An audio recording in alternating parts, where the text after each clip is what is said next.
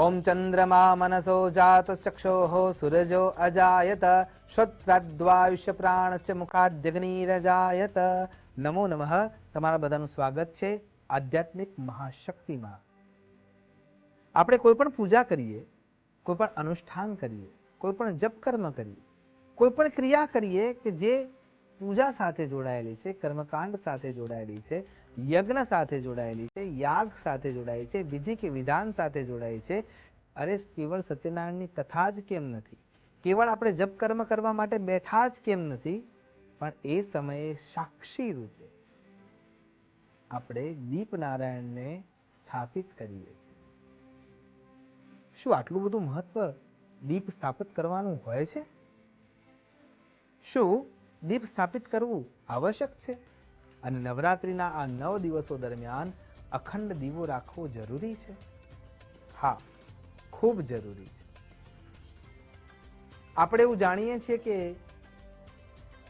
આપણને કોઈ જોતું નથી એ વિચારીને આપણે પાપ કરીએ છીએ, અથવા મહેશભાઈએ કર્યું, નરેશભાઈએ કર્યું કે અન્ય વ્યક્તિઓ દ્વારા કોઈ પણ ખોટું કાર્ય થયું, એમને કંઈ થયું નથી તો મને શું થશે એવી માનસિક વૃત્તિને આગળ ધરીને આપણે ખોટું કામ કરી નાખીએ છીએ। સારું કામ પણ કરીએ છીએ, પણ આંગળી હંમેશા ઊંચી નકારાત્મક વસ્તુ સામે કરવી જોઈએ। અને એટલા માટે અહીંયા પ્રશ્ન રૂપે એ વાત કરી રહ્યો છું કે ના, આપણને જોવાવાળા 14 તત્વો છે અને 14 તત્વો આપણને સ્પષ્ટ રૂપે આપણા સાક્ષી બનેલા છે, પણ આપણે સત્કર્મ જ્યારે કરતા હોઈએ છીએ ત્યારે ચોક્કસ દીપ પ્રાગટ્ય કરી અથવા દીપનું સ્થાપન કરીને આપણે એને સાક્ષી રૂપે બેસાડીએ છીએ કે આ સાક્ષી રૂપે તમે જોજો કે હું કંઈક સત્કર્મ કરી રહ્યો છું કે કરી રહી છું। અને એટલા માટે સૌથી પહેલા સાક્ષી રૂપે આપણે અખંડ દીવાનું સ્થાપન કરીએ છીએ। અહીંયા થોડી ભ્રમણા અને ભ્રામકતા જોવા મળે છે।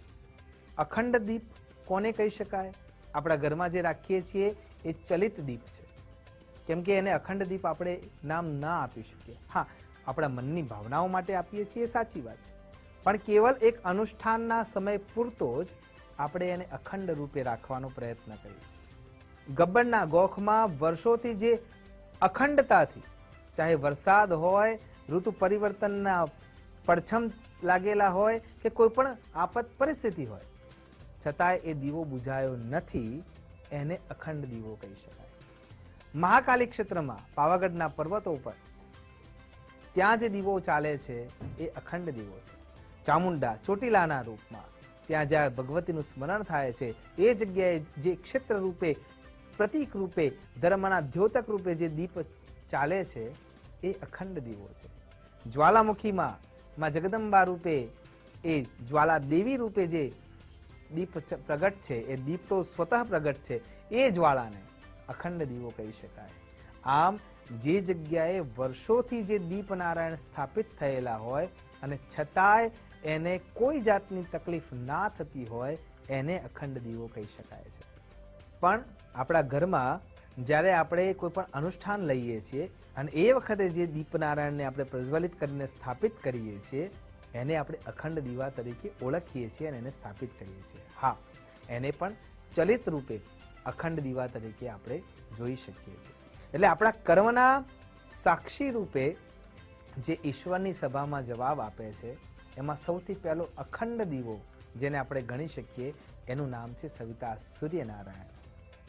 બીજા નંબરમાં જેને આપણે ગણી શકીએ જે રાત્રિકાળ દરમિયાન હાજર હોય છે એ અખંડ દીવાના રૂપમાં છે, જે શીતળતા રૂપે પ્રજ્વલિત છે, એટલે કે ચંદ્ર મહારાજ।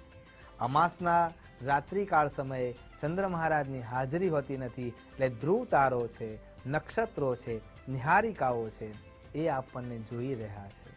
પછી આગળ જો વિચાર કરીએ તો દિવસ કાળ દરમિયાન અને રાત્રિ કાળ દરમિયાન કાળ આપણને જોઈ રહ્યા છે।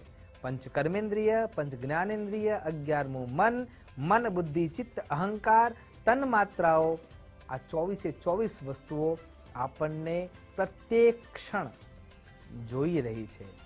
યમરાજ પણ આપણને જોઈ રહ્યા છે, યમદૂતો પણ આપણને જોઈ રહ્યા છે, અને એમના કોમ્પ્યુટરમાં ક્યારેય વાયરસ આવતો નથી।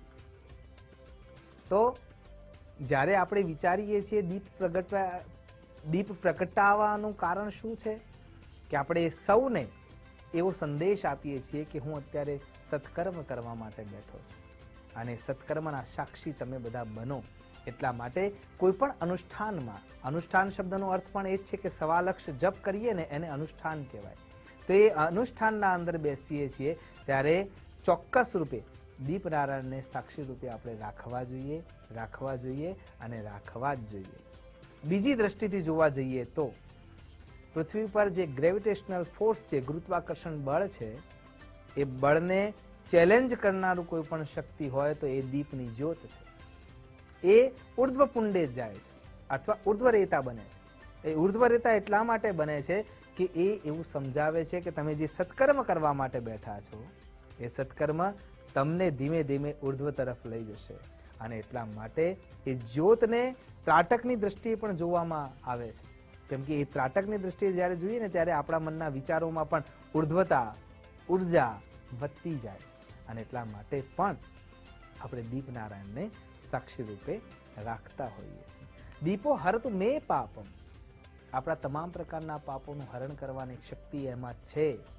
તો નવરાત્રિના સમયમાં માં જગદંબાના જમણા હાથે, એટલે કે માં જગદંબાને જ્યારે આપણે સ્થાપિત કર્યા છીએ તો એમના જમણા હાથે ઘીનો દીવો કરવો જોઈએ અને એમના ડાબા હાથે, એટલે કે માં જગદંબાની મૂર્તિ છે એના ડાબા હાથે તેલનો દીવો કરવો જોઈએ. વાતાવરણને શુદ્ધ કરવા માટે સાંજના સમયે જ્યારે આરતી કરીએ છીએ ત્યારે આરતી કર્યા વખતે કપૂર દ્વારા આપણે એને પૂજિત કરીએ છીએ.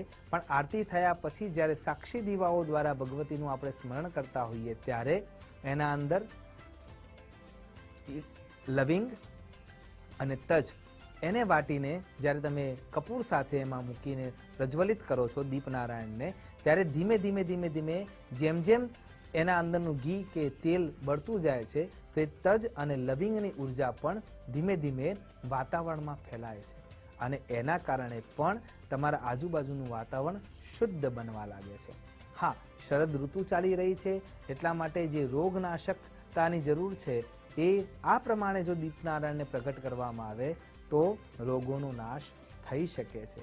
અને એટલા માટે અગ્નિ તત્વને પ્રબળ રૂપે આપણે જોઈએ છીએ. આરતી લેવા માટેનું કારણ પણ એક એ જ રીતે છે. યોગ દ્રષ્ટિથી જ્યારે વિચાર કરીએ તો પંચ મહાભૂતોને આપણે ખોરાક આપીએ છીએ. પાણી દ્વારા પાણીને મળી જાય છે, જમીન તત્વના આપણે સ્પર્શમાં રહીએ છીએ એટલે જમીન તત્વ આપણને સીધે સીધું મળી જાય છે, આકાશ તત્વ મંત્રો દ્વારા મળી જાય છે. તો અગ્નિ તત્વ કેવી રીતે લેવું? તો જ્યારે આપણે દીપનારાયણને સાક્ષી રૂપે મૂકીએ છીએ, સ્થાપિત કરીએ છીએ ત્યારે ત્રાટકની દ્રષ્ટિથી અને આરતી ઉપરથી જ્યારે આપણે આરતીને પોતાના શરીર ઉપર લઈએ છીએ ત્યારે આગળની જે જ્યોત છે એ આગળના આંગળીના ટેરવાઓ ઉપર ઉર્જાને આત્મસાત કરવાના કેન્દ્રો છે ત્યાંથી એ ઉર્જા ગ્રહણ થાય છે અને આપણા શરીરના અંદર જે જઠરાગ્નિ છે એવા જે અગ્નિ પ્રદીપ્ત શરીરમાં જે છે એમને ખાવાનો ખોરાક આ રીતે મળી શકે છે. એટલા માટે કોઈ પણ અનુષ્ઠાનમાં, કોઈ પણ જપ કરતા વખતે, કોઈ પણ તપ કરતા વખતે, કોઈ પણ ક્રિયા કરતા વખતે, કોઈ પણ પૂજન અર્ચન વિધિ વિધાન કરતા વખતે દીપનારાયણને સાક્ષી રૂપે સ્થાપિત કરવા જોઈએ અને ચલિત કહેવા છતાંય એ અખંડ દીપને આપણે મનથી પૂજિત કરવા જોઈએ. આશા કરું છું આપણા વિચારો ઉત્તમ થાય, ઉર્ધ્વગામી બનીએ અને દીપનારાયણની જ્યોત જેમ ઉપર તરફ જાય છે એમ આપણે ઉર્ધ્વગામી બનતા બનતા ભગવતીના નજીક પહોંચી શકીએ એ જ અભ્યર્થના સાથે નમસ્કાર. અસ્તુ સદા શિવોહમ. નમો નમઃ.